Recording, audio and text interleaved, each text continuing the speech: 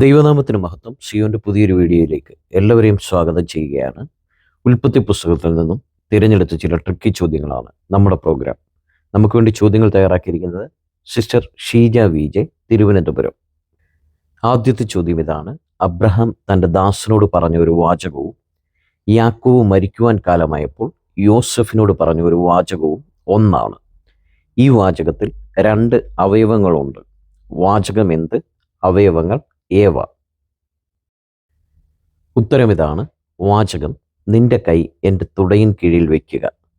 ഉൽപ്പത്തി 24:2, 47:29. അവയവം കൈയും തുടയും. അടുത്ത ചോദ്യം: ഞാൻ മഹാൻ, എൻ്റെ മകൻ മഹാധനികൻ, എൻ്റെ ചെറുമകൻ മഹാസമ്പന്നൻ. ഞങ്ങൾ ആരൊക്കെയാണ്?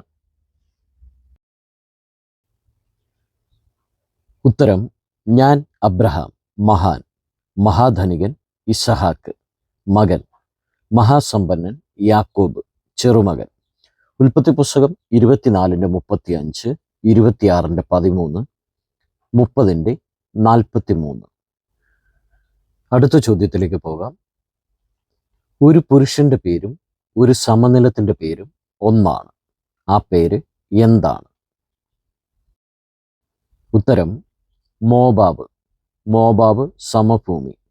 ഉൽപ്പത്തി പുസ്തകം 19:37, 36:35. അടുത്ത ചോദ്യം: താപം, ഊറ്റ് എന്നീ പദങ്ങളുടെ അർത്ഥം വരുന്ന ഒറ്റപ്പദം ഏതാണ്? ഉത്തരം: ചൂടുറവ്. ഉൽപ്പത്തി പുസ്തകം 36-ാം 24-ാമത്തെ വാക്യം. അടുത്ത ചോദ്യം: ബൈബിളിൽ ആദ്യമായി മുദ്രമോതിരമുണ്ടായിരുന്ന വ്യക്തി ആരാണ്? ഉത്തരം: യഹൂദ. ഉൽപ്പത്തി പുസ്തകം 38:15, 18 വാക്യങ്ങൾ. അടുത്ത ചോദ്യം: ഉൽപ്പത്തി പുസ്തകത്തിൽ ഒരധ്യായത്തിൽ 6 പ്രാവശ്യം പറഞ്ഞിരിക്കുന്ന സ്ത്രീയുടെ പേര് എന്താണ്? അന്തി എന്നർത്ഥം വരുന്ന പേരാണ്.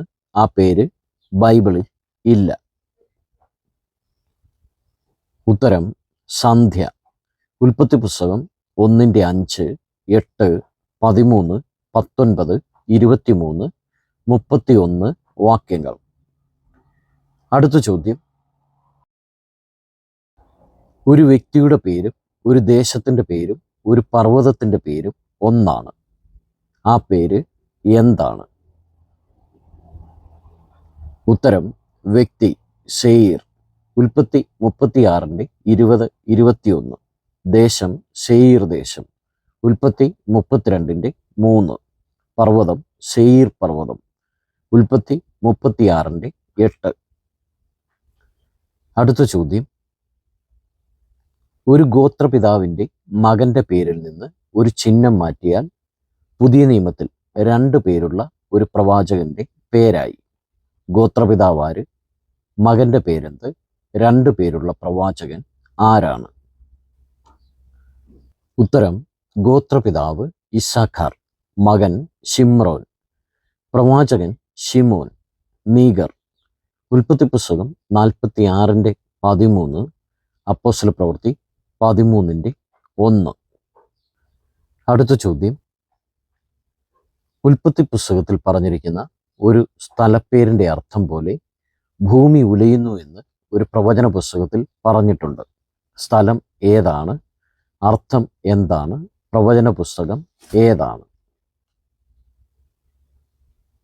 ഉത്തരം: സ്ഥലം മിസ്പ. അർത്ഥം കാവൽ മാടം. പ്രവചന പുസ്തകം യെശയ്യാവ്. ഭൂമി കാവൽ മാടം പോലെ ആടുന്നു.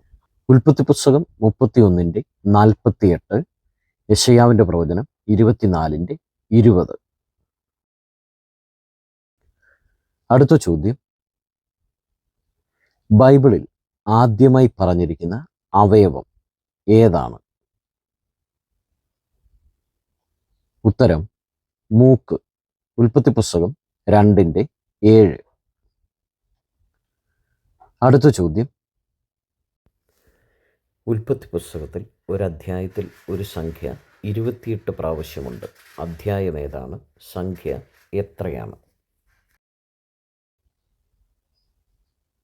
ഉത്തരം അധ്യായം ഉൽപ്പത്തി 41, സംഖ്യ 7. അടുത്ത ചോദ്യം, ഉൽപ്പത്തി പുസ്തകത്തിൽ 9 പ്രാവശ്യം കാണുന്ന 3 അക്ഷര പദത്തിനകത്ത് ഒരു സ്ത്രീയുടെ പേരും ഒരു ചിഹ്നം മാറ്റിയാൽ ബൈബിളിലെ ഒരു പുരുഷന്റെ പേര് ലഭിക്കും. എന്താണ് ആ പദം? ആ പദം സൂര്യനുമായി ബന്ധമുണ്ട്. ഉത്തരം ഉഷസ്, സൂര്യോദയം. ഉൽപ്പത്തി 1:5, 8, 13, 19, 23, 31, 19, 15, 32, 24, 26. സ്ത്രീ ഉഷ, പുരുഷൻ ഉഷ. 2 രാജാക്കന്മാർ 21:18. അടുത്ത ചോദ്യം, ജന്മദിനം എന്ന വാക്കിന് ഉൽപ്പത്തി പുസ്തകത്തിൽ പറഞ്ഞിരിക്കുന്ന പദം ഏതാണ്? ഉത്തരം തിരുനാൾ.